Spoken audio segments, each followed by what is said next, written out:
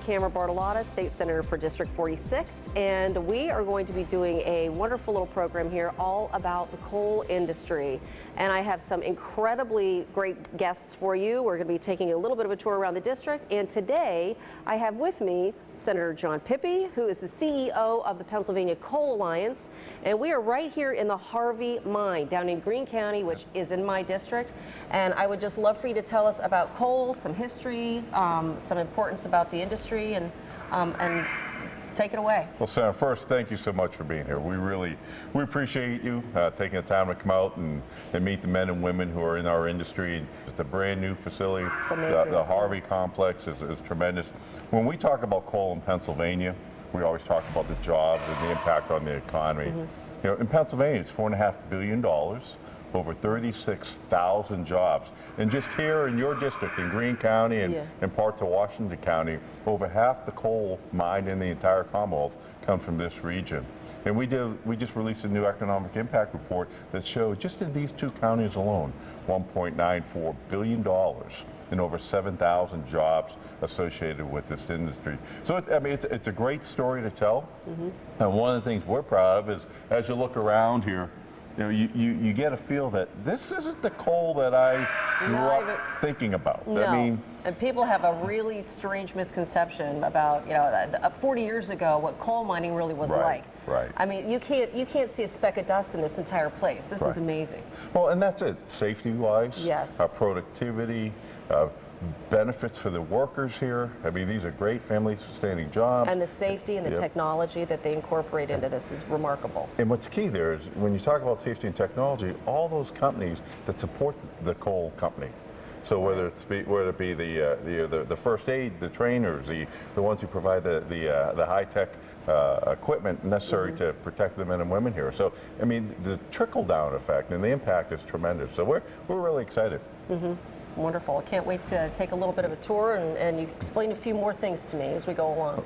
Well, welcome, Senator, to the Harvey Mine, CONSOL Energy. Appreciate you coming down here and seeing us. Absolutely. Today, we're going to walk around a little bit. I'll show you a little bit about the mine at that point. We're just a new facility we just came to at that point. The mine itself started in 2009, and we just recently moved over here in July. So everyone's excited. We're excited to show the portal off to everybody. So we can walk around and show you a little bit. You're in the waiting room right now. Okay. This is where the men congregate before they go underground. Okay, and they go right through here, right? Is this the elevator? Right over this way behind us here is the elevator. Perfect and timing. in a minute here, you're probably going to see it open up here at that point. Great. Okay. So, I thought I heard a little bell the men before. go in here every day, 1,100 feet underground at that point, and then they head off to their jobs at that point for where they're heading. How long does it take to get all the way down to the bottom? 2.5 minutes. Okay. From one trip down, 2.5 minutes back up on it. So. Excellent. Okay, good. So how many people usually go down at a time? 28 to 30 is what can be handled on the case. One elevator? That's correct. Can be handled on the case. That's the size You'll get of a to see it room. here in 1 second. So. Awesome. Hi, guys. So, this is perfect. How are you? Hi. How you doing? Good to see you guys. How's it going? Good. Hi, Hi, Jamie. Go ahead. Good, how are you? Good. Good to see you. Well, there you got to see some men come out from underground at that point, okay. and what they dress and what they wear. Juncture. Yep. We have a checkout board there. That's how we monitor who's underground and who's not underground at that juncture. So be a little noise here with a boot washing. That's fine. Well, that's what makes it so clean. You know, I mean, they got a cleaning place right here before they ever even, proceed on. So this here is the manual check in and out. That's correct. Yeah, they have everyone board. You see Jamie there doing that. He checked himself out and putting himself out of the mine right now. So letting him know he's got back out of the mine right there. Okay, great. As you look up into the ceiling here, we talk a lot about as CONSOL here. We have core values. Our core values are safety, compliance, continuous improvement, production, and cost. And we take safety as our #1 core value here. Very important to us and what we do and things that go on. So the men every day get a lot of jobs to do. They work by themselves and with other people underground. Very important that they put safety first. Because again, they're here to make a livelihood for their family, do something, but also to protect themselves, because it's all about going home to your family safe Right, every there's a day. lot of different levels of safety that you were explaining to me a little bit earlier. That's too, correct. so, Yep. yeah. Yep. And very important Yep. that they work in groups sometimes and they look out after each other. Sometimes there's not supervision there, but it's very important that they look out after each other and they have each other's back. And I think the biggest thing in doing that, you become like buddies at that point. You Yeah. care for the other person, you protect the other person because he's protecting you at that point. Because everyone has a job to do, they want to do it, but they want to successfully go home. Why they're here is to support their family and everything at home, so their kids can do what they like to do in life at that point. So, as you look down here, we also have some safety boards down there. We have pictures of the crews, Yeah. each Yep. crew up here on the wall. We also, is very important for us in terms of cost. You know, what we do in terms of our cost here. Okay. We want them to feel like they're part of the family and be part of the family. So being part of the family is just like a budget at home. You know, you got to know what you're doing at home with their budget at that juncture. Okay. So this is for everyone to see when they come in here and they wait for their shift or when they come on out. Yep. And Well, well, that's these are great. a lot of the products that we use underground, Okay. so they can understand what it is when they're handling something, how much it costs them, Mm-hmm. it costs the mine. So we try to take care of it, don't waste it, reuse it, whatever we can do to keep it going. Because again, we're here to produce coal, but we're also produce as cheaply as can, so we can be Right. competitive out there with other companies that do it. Exactly. So. Great. We provide Consol TV, ability to keep good communications. You see some TVs up in the room. Yep. Consol TV to make sure they understand what's going on throughout the company and everything that's happening. But I think the room tries to give you a little bit of just a family atmosphere at that point. They can come out, they can talk about what they're doing at home, with their things before they start their shift. It's sort of like a family thing. We're able to have big shift meetings out here, tell them what's going on, what's happening underground, other things that are happening at other mines, if anything happens at other mines or anything in the mining industry. It's a nice area where we can gather and do those type of things and talk about important things. Because again, all they want to know is be communicated to and feel part of the team. Exactly. Well, and it also kind of brings them into the whole business of the company when they know costs of things and, you know, days in production without any accidents, and it just kind of brings them into not really the boardroom, but a lot closer than most people would think. Yep, they're part of what makes up Consol. Because again, Consol would be here, but without them, those are the people that run the equipment to do everything underground. Those employees are our number one value, people that we have and our number one resource, really. Yep. Because without them, we wouldn't be doing anything underground at that point. So lots put toward that. If we walk down this way here, we'll show you where they get their lights and start underground and do the things that they're going to do for it. Great. So come up This is the here. area there. They will get dressed. They will come out to this area here. And their lights are right here. They will provide their lights. They step over this direction here. They will be provided with a tracker and a detector, which they take with them underground to, again, monitor where they're at. Can we see one of those? Yes. Cool, let's see. Yep. Hey, Kathy, can I have a detector and a tracker, one more? Yep, on it. Hi, Kathy. How you doing? So that- How are you? Good. Yep, they're handed two devices here. This tracks them underground for where they're going to go. This monitors the atmosphere that they're in, so they know what's going on. They bring it back out here. These ladies here take care of them, keep them nice and neat, because they're very important for, just as your cap lights are underground are very important for you, these items too are very important for That's them right great. now. So. More Thank you. levels of safety. That's correct, and that's really what it's all about, being prepared and having the stuff to determine the atmosphere, Yeah. know what's going on, because again, yep, we're in a large area underground, working with groups of people and good communication and knowing what's going on is very important. So those are in case of any kind of an accident or something, you know, some event might occur. So tell me a little bit about the training that also goes into safety. Well, normally we do a lot of things here at the mine, just like the fire brigade or whatever you have outside, they do a lot of training, we do that too. We learn on self-rescuers, breathing devices in case we're in smoke underground, we do training on that. We do smoke training where we go through chambers, if we are in dense smoke, how to combat that, and there's a lifeline there that you follow to come out, so we do those type of things with it. We do the normal training in terms of walking the escape ways. If there is something going on, we walk escape ways so they know exactly where they need to go in case they have to evacuate. That's right. It's not thinking where you know to go. We actually have them do it. They walk to where they're going to go in case of an emergency. We put a lot of time and effort in terms of knowing in case something goes on underground. Do a lot of preventive stuff for doing that. This stuff here is just monitoring of what goes on underground. You know, it's not used in an emergency. It's monitoring what goes on underground every day. So you can know what the atmosphere and everything is But the underground. tracker that they carry is pretty important for them in case something happens. Yep. You know exactly where to find them. That's correct. So we know where they're at that point. It has a system also. You can send them a little text message to everybody at that point. So it's able to do that to alert them that something's going on. The light will flash and it'll give them a little text message to know what's going on if they have to evacuate. So Yeah, not a lot of cell technology- phone service down. No, there is not a lot of 11,000 cell feet phones. down No, that's underground. correct. Yeah. A lot of technology has come a long way, and we're using a lot of that technology underground right now for us Great. to progress on. Yeah. You're in the General Superintendent's office. This is our office where I work from at this juncture right here. Okay. We have some screens here. One Yeah. screen up here monitors the CO. This is the atmosphere underground. A very important screen. If something was happening underground, the COs would start going up. We would Mm-hmm. go to that area. It gives us alert to let us know what's going on. So we monitor that. Not only here, we have a central communication area that monitors that for us. Mm-hmm. In the mine itself, this is just a sort of layout of the mine, of the belt systems in the mine, so we're able to monitor the belts that are running.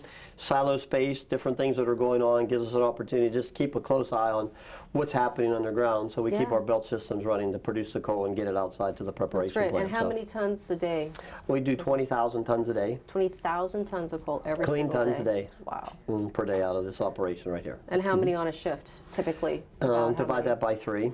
Oh, right, it's yeah. not 6,500. Okay, but how many people, how many workers are on a shift at a Run time? about 90, 95 Really? employees Okay. with about 20 supervisors. So anywhere about 110, 120 people are underground every day Mm-hmm. at this juncture in different areas. Some harvesting the coal, mining the coal, other people doing the work to prepare to do that, cleaning belts, doing different things underground right there. So, Great.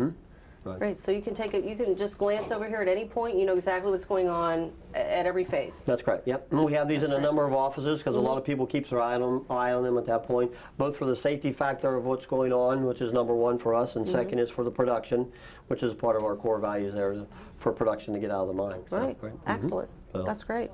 This is the Career Center. Correct, yeah. Correct. And how does this function with? An opportunity to bring people up, both P&Ms and salary guys that come up here to do any classes if we want something to show them about any training on a piece of equipment. What's a P&M? Some people don't know what that is. That's the hourly employee here. Okay. It's called production and maintenance. We call them Okay. PM here. That's what they're called here. So, Okay, great. But that's the hourly employee. They're able to come up here along with the salaried employees that come up here. And through our HR department, there's different classes you can take online to improve yourself in terms of management skills. Mm-hmm. We have that. And also we have some classes for training how to operate equipment, safe work instructions, different things that the guys can come up here and do. So this is a sort of a quiet area for them that they can come up and go online and do some training. Okay, so in other words, moving up the ladder. So let's say, what will be someone just coming straight out of high school? What kind of skills are you looking for maybe a high school graduate who's really looking to start a career in the coal mine? I would say someone who has a strong willing to come to work on a regular basis, looking to supply money for his family. It's a great opportunity here that you can make a nice wage to be able to go out and buy a house, buy a car, support your family, send them to school at that point to do a lot of different things. So the very beginning job that somebody might want to try for when they apply to Harvey Mine, what might they be doing and what might the pay kind of look like for someone like that right off the bat? And then we'll take me up the ladder a little bit. Well, as a P&M comes in, they come in as a red hat. In the state of Pennsylvania, you're a red hat. For 1 year, you're always with someone else, which is a black hat, who's an experienced miner. So with them, you're just doing basic tasks. That would be shoveling belt, advancing belt, building stoppings, just general, we call it general out-by work, which supports the mining team right here that Okay. goes on. Because there's a lot of things out-by that the guys are harvesting the coal at the face, we need to be doing out-by, changing belt rollers, making splices, doing different things that help to support the mining of the face. So Okay, and about they- what does that pay, maybe that beginning level, approximately? around $28 to $30 an hour. Wow. But so it's not a bad Okay. starting wage, correct? That's an yeah. excellent wage to start out, yes. So they start, and then after they get their year in, they're trained in terms of they get better experience being underground, they get their black hat certification in the state of Pennsylvania, then they can start looking to be trained on a piece of operating equipment. If they have an interest in going to the face to run a shuttle car, a loader, a miner, learn how to be on the longwall system, Okay. then they're able to come in and we will train them to take those up to those areas. We have at our facility in the training end of it, we have an underground training academy here in the Pennsylvania operations, which gives us opportunities to bring those young people in to go over there. That training facility has a miner, a loader, stuff that you would find on a development section. That place is a place you can go learn. There's instructors there that have multiple years of experience. It's not something we look for any production out of. We send people there to learn how to actually operate the equipment, learn the correct habits, the styles, all the things you need to do. They spend a couple weeks there, then we bring them out into our workforce at that point, and they are much more confident in their ability to be able to operate that piece of equipment. Okay. So we find that to be, I think, the next step in training your workforce. We talk about this training here. That's really hands-on training right there. Sure. And that makes people feel a lot more comfortable going into the atmosphere. They know what they can expect when they go up to an area at that point. The gentlemen over there have, like I say, excessive amount of years of experience, over 30 years apiece at that point. And we also send our maintenance people over there to learn how to become the mechanics, because things do break and they have to learn how to fix them at that point. We also use our supervisors. It's a good training area for our supervisors. Supervisors go over there to learn how to take air readings, boss, how to be on a section, what to look for on a section, and everything like that. All revolving around, everything that we're doing there revolves around making our employees be able to do those jobs safely at that point. 'Cause And that's once the you've key. got all that investment into this employee with training and years of experience, they can literally make this a lifelong career. That's correct. How about, yeah. because how long do you think this mine's really very, very new? What is the longevity of this mine? Harvey mine, In your estimate. Harvey Mine here has anywhere between 25, 30 years of reserves. Okay, so that'll that's be an able to be entire harvested. career for someone. That's correct. So if there's some kid out there who is thinking, look, I'm just not college ready, you could go and spend hundreds of thousands of dollars and years of schooling to be a doctor, to be a lawyer, or any one of those higher level professionals. Or you could come to the mine and learn some incredibly handy skills, have a great skill set, and be with a company for decades and decades and have an incredibly Yep. great job and career. Basically, all you have to do is come to work safe Yeah. and compliant, and those type of things, and you have an opportunity that you can really do something for your family for the future. That's correct. Yes. A wonderful life for anybody. Yes, it is. Yes, it is. This is a picture of our surface, our preparation plant. It's called Bailey Central Preparation Plant, one of the largest in the world. From the Pennsylvania operations, there are 3 mines here. All our coal goes to this central location, comes outside to this location to some raw coal silos. We talk about the overland belt. There's an overland belt that comes in that direction over to the silos. Our coal comes out here, all to the raw coal silos, goes from the bottom of the hill up through a conveyor system to the top. This is the central preparation plant right there, where they process the coal, clean the coal. Then you see the rail track system around. We load all that processed coal goes into clean coal silos, and then we load unit trains here. They come around and we load unit trains per day up here. The refuse that's left, that's not the product that's going out to our customer, goes out to our refuse area, and you can see out in the upper part of that, that's our refuse area that has where refuse go, which is the byproduct of when you're cleaning the coal. That's not the good product that goes to the customer for it. And then we reclaim that. As you can see, we've done it, clean, reclaimed that to make that back to how we found it before it became a hollow full of refuse. So this is really a nice, visual for what we saw on the computer in your room, with the silos and things like that. It really gives you a nice image of exactly what's going on. That was displayed on your computer That's screen. exactly. You see, we monitor a couple of those silos and these other ones. Yep, and all belt systems come out to there. They come out to that area. Yep. So that's exactly, that's a core for our location in terms of getting the product off the property out to our customer. Then we bring what's called unit trains in. A unit train is this cars anywhere from 100 to 115 cars, empty cars, brought in by the rail system for us. That's how we get our product off the property to where it needs to go to our customers. We basically sell ours to domestic energy locations all along the eastern seaboard. That's where our product goes to. And most for energy, it'd be electric power plants for generation of electricity for the most of our products right there. All over the eastern seaboard. All over the eastern, yep, as far as. So in other words, it's not just the people you employ here right on site at the mine, which is close to 200 or so? Is that about right, Yeah, or? well, with our salary people, we're around 350 people. 350 people. Right. Then you're using, not only are you, providing jobs here for the railroads, because, to transport all that coal across the country it's a massive undertaking. Yes, it is. But also you deal a lot with other vendors. Can you tell me something about the vendors that you use? Well, yeah, for the underground part of it here, obviously it takes hoses and different things to make the equipment run. So we deal with a lot of local vendors and a lot of national vendors that purchase the equipment, that provide us equipment, also services for repair parts that we have to send outside. So we do have a lot of local people here and national people that come in and service us for all different type of products, from mechanical, from failures on the mechanical on the equipment, to replacement parts, to new purchasing of equipment, new purchasing of different types of things that we get here at the mine. So we do have effect of, or have a rippling effect that we do affect a lot of other people that have companies that provide us a product for us for operating underground. Other products and services that are right here locally, That's- where we are. That's correct, yes. Right. Any idea? Can you name just a couple of maybe the vendors that are local? Joy Manufacturing does work for us at that Okay. point. We do Rural Hydraulics that does stuff for us. Junctures, different people that provide the bits that we mine with. Kennametal, Sandvik, they provide the bits for us that we do mine with on it. Electrical, Allen Bradley, people bring a lot of electrical stuff in. We have oil and lubrication people that bring all the oil and lubrication in for us. So it's just a lot of number of people that do provide us products that we do. In the mining products, well, for the support we put in the roof, we put bolts in the roof provided by a company called Gemar at that juncture. We do cribs, a company that supplies us wood to build cribs.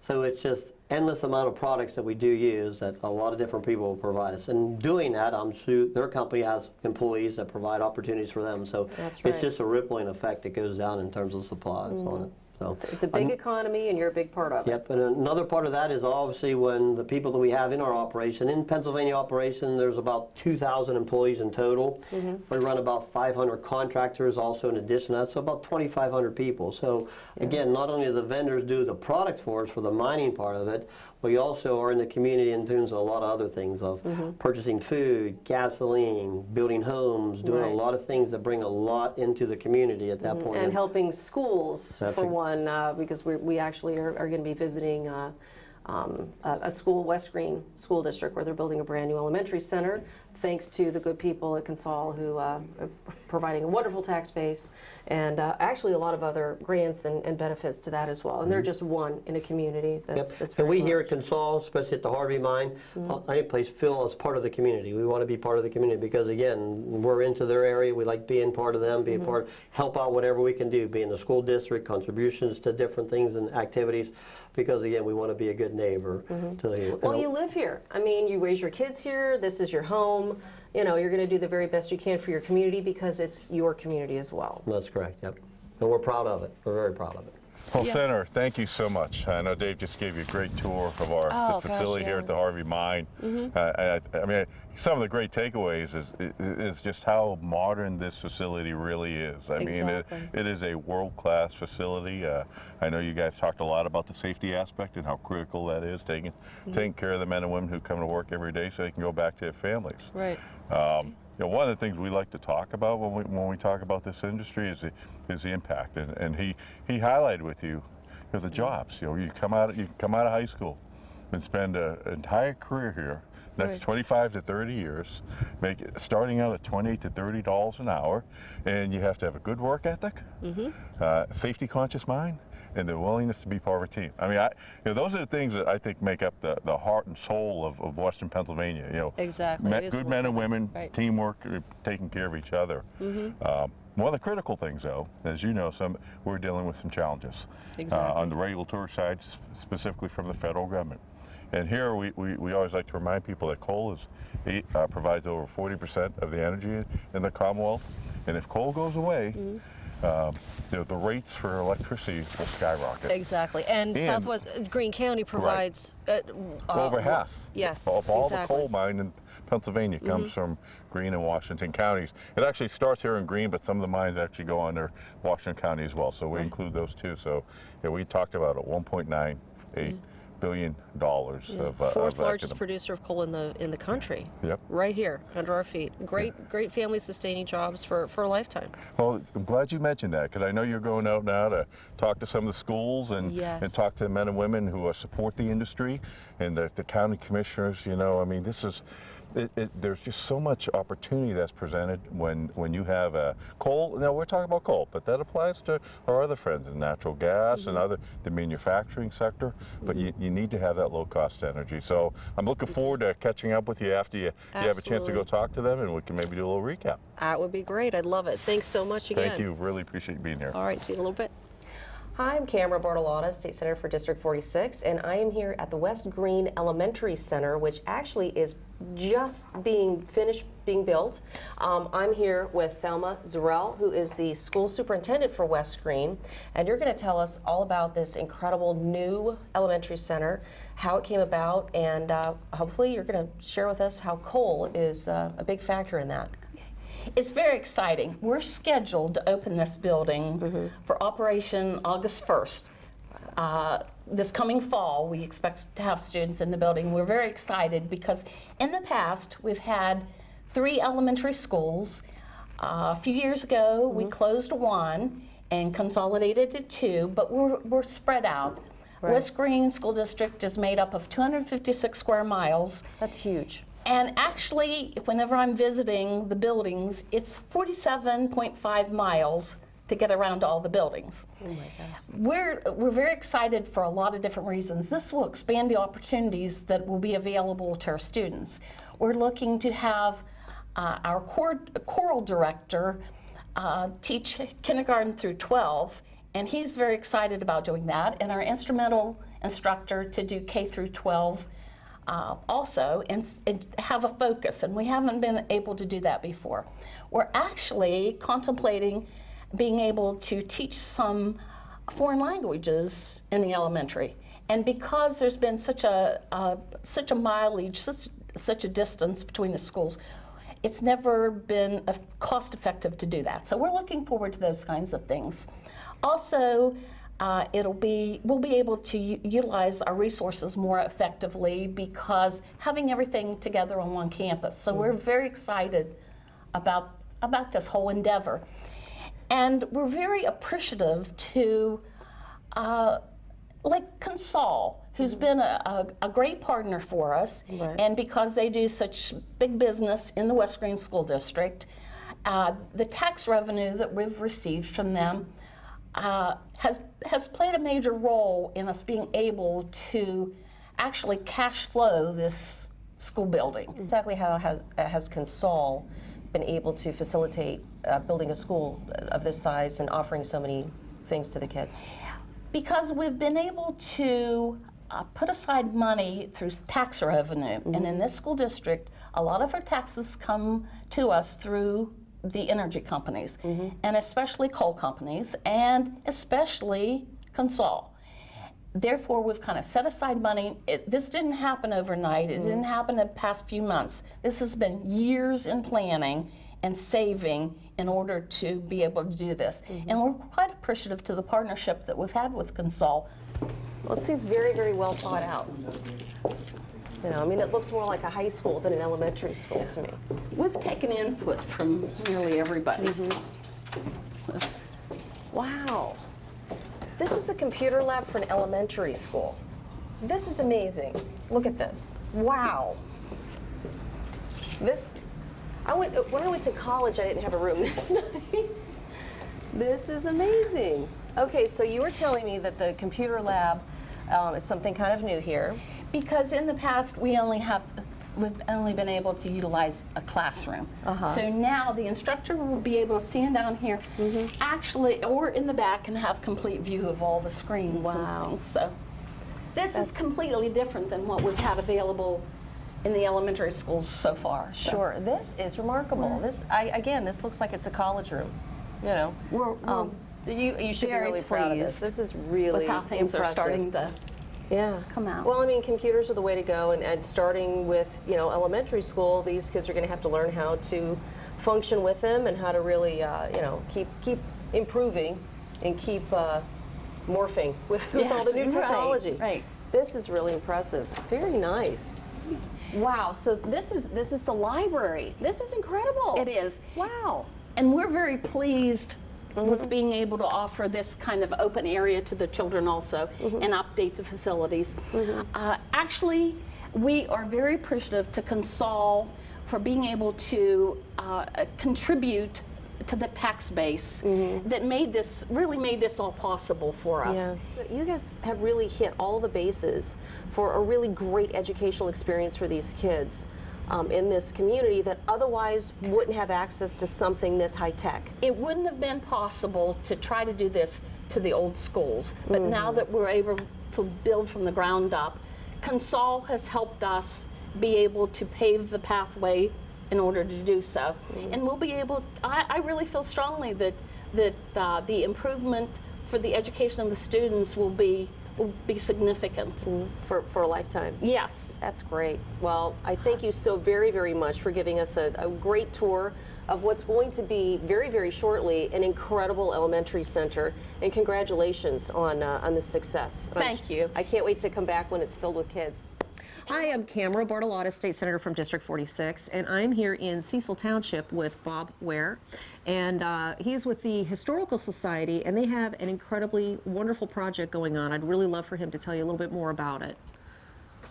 We are in the process of doing a memorial to the coal mines in general, and to particularly we're going to highlight any member of a family that died in a coal mine on a monument.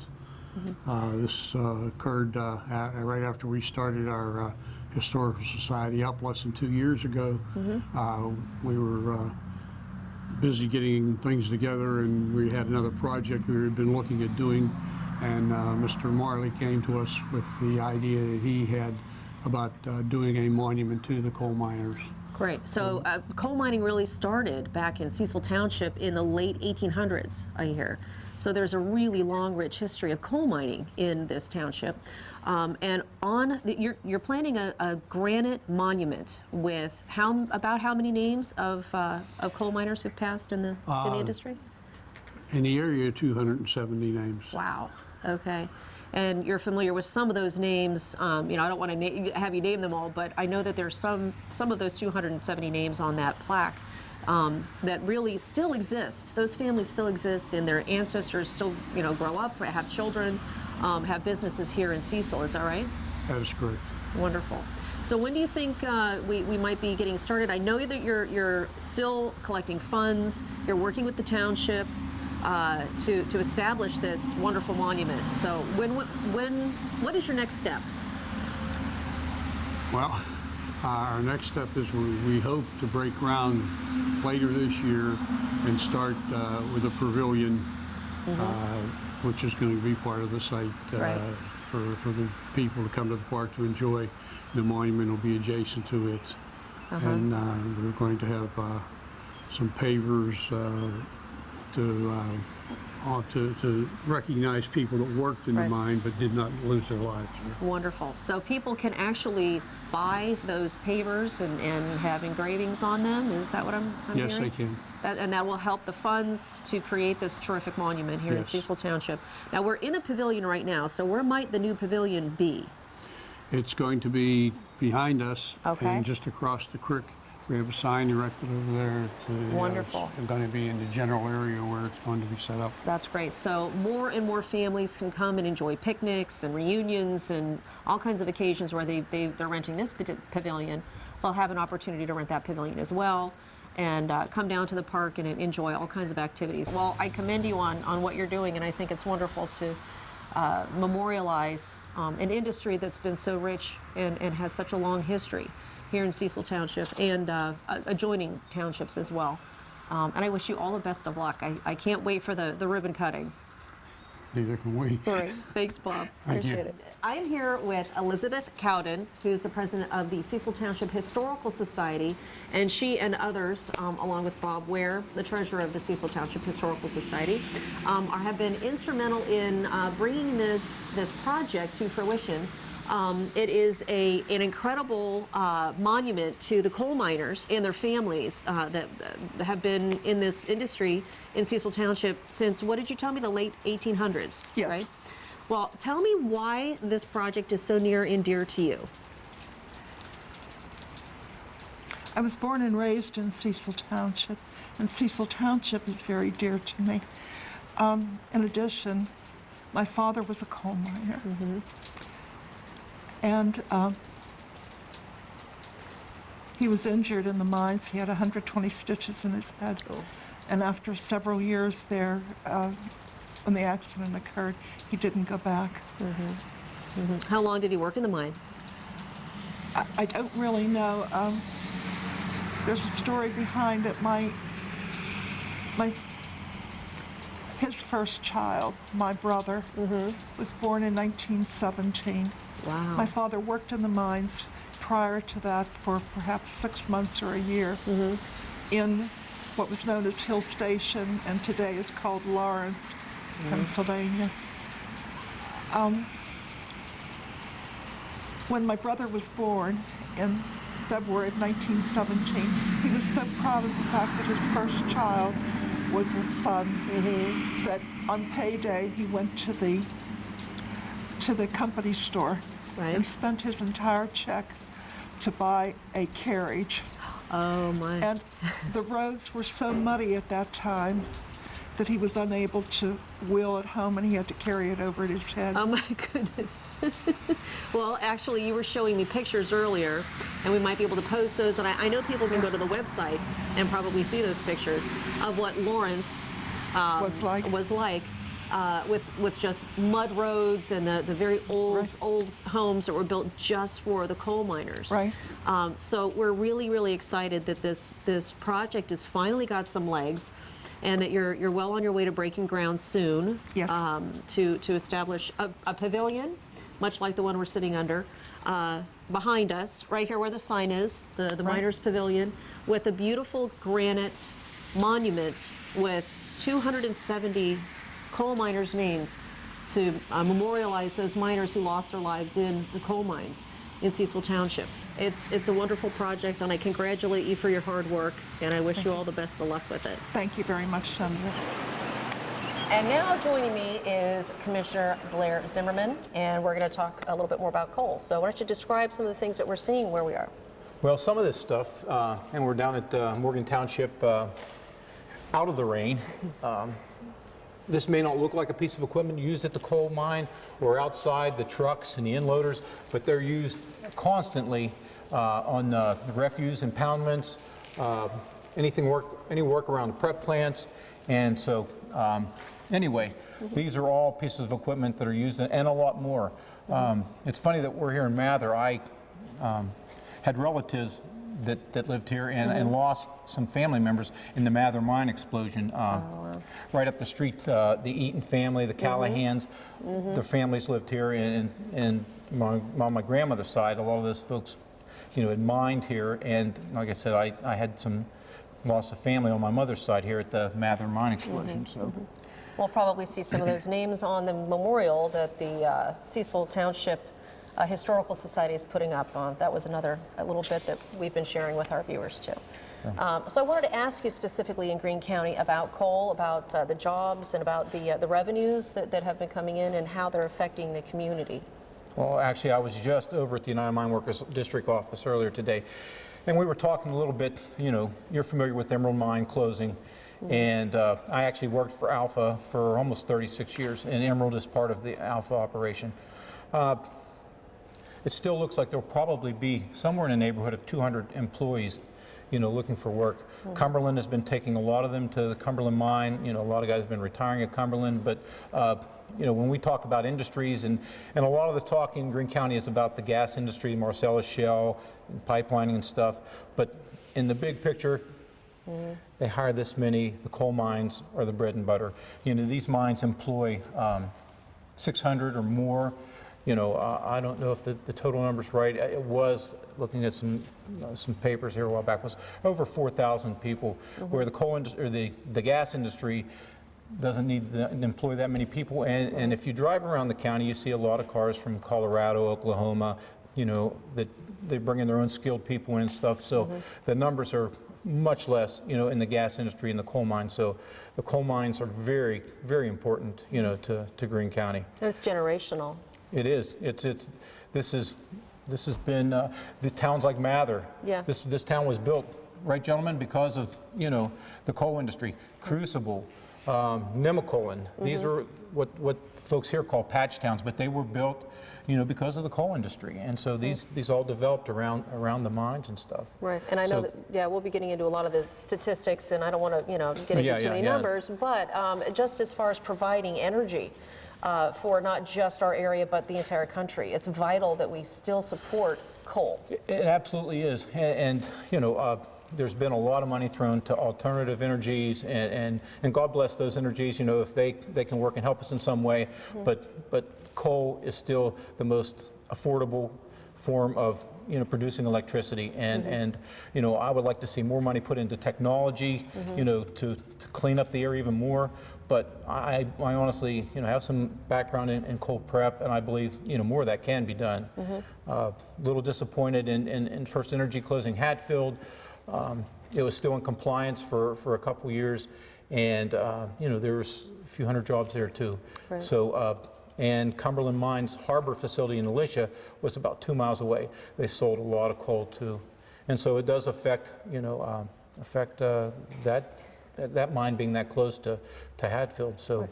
So tell me what about the economy right here in Greene County that happened after the closing of the Hatfield Ferry coal-fired power plant?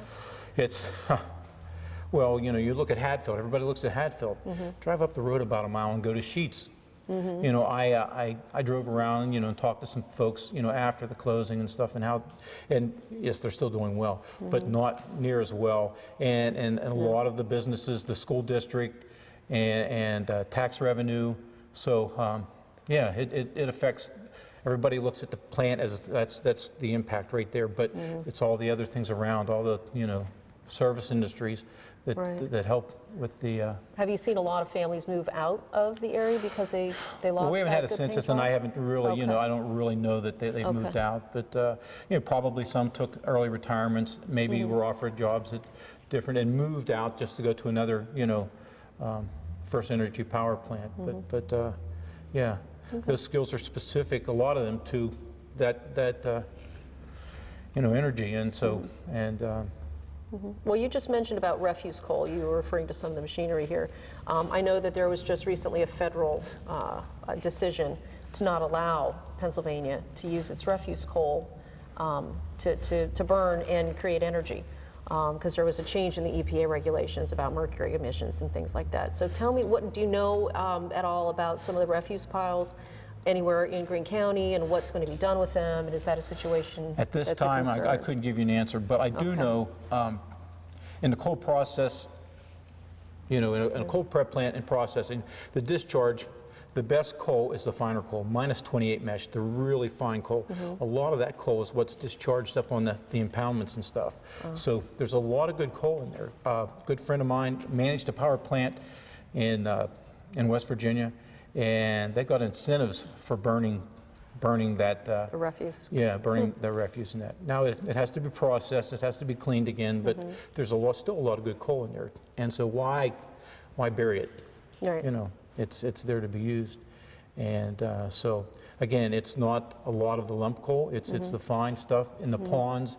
As it settles out, there is a lot of good, coal that's Usable. lost in the process that's sent to these refuse areas. They see the impoundment, you see all the slate and stuff, but the pond actually has a lot of, the coal. And so something has to be done with it. Do we let it sit there, and do we cover it up, or, process it? So,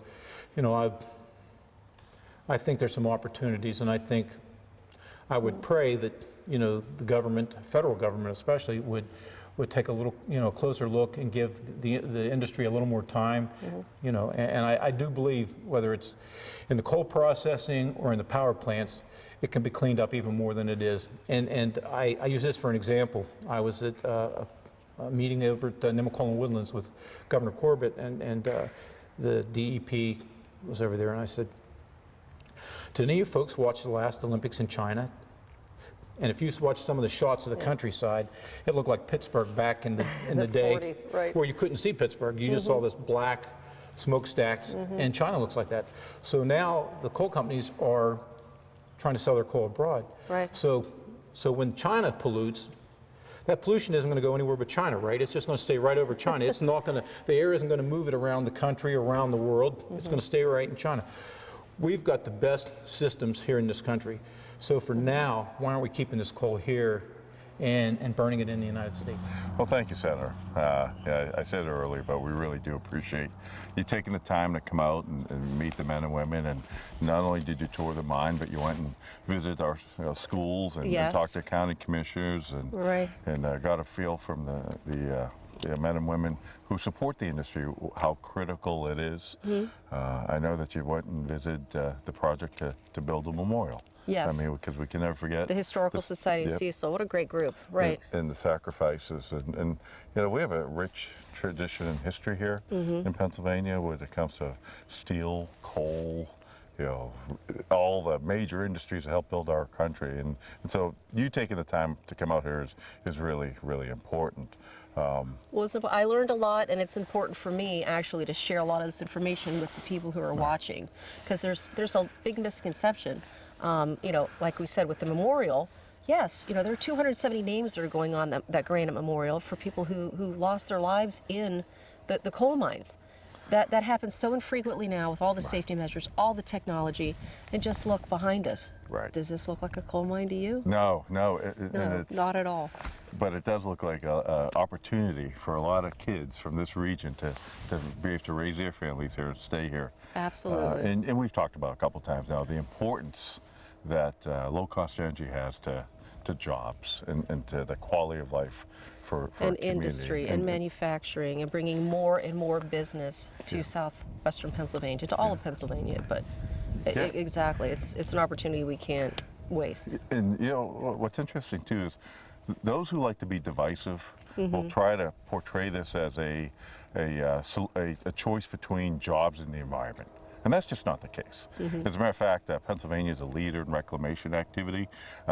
If you go up to some of our surface mines, for example, and you'll see within a couple months of the mine or the activity being completed, you know, it's green fields, and usually the property owners are much happier with what they have Right. now than what was in the past. Leave And- it better than you found it. well, that's sometimes, right? it. And you brought up earlier, you know, the coal of today isn't the coal of yesteryear. You know, they're environmentally friendly, they're safety conscious, they're built into the community. The rules and regulations will ensure that we have a presence here from the bonding side, so there isn't any companies going fly by night. I mean, there are some great opportunities here. So I want to thank you again. For taking the Absolutely. time to do It's this, my pleasure. and look forward to working with you as you continue to fight for your constituents. You got it. Thank you Thank so you so much, Senator. Really appreciate it. All right. And thank all of you for watching. If you'd like some more information about upcoming episodes or have any questions for me, please contact my office and the numbers will be on the screen. Thanks again. See you next time.